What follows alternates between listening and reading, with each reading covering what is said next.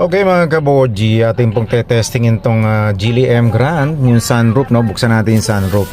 So, pakita ko lang sa'yo, okay pala, kahit isarado niya kung paano siya buksan, and then, ano ang kanyang safety features. So, enable natin mga kaboji. So, yan, nagbukas.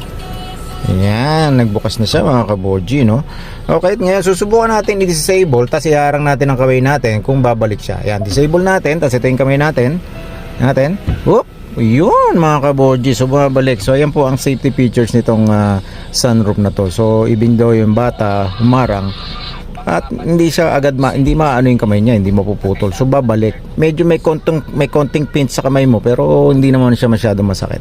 Okay, so yan, sasarado na natin uli, disable. Kapag inarang nyo yung kamay, siguro kung ganito lang masakit yan. Pero kung siguro yung iarang nyo ay mga braso, mga ganun, hindi naman ako mapuputol. So yun na mga kaborgis, so maraming salamat. Ito po ang tips for today.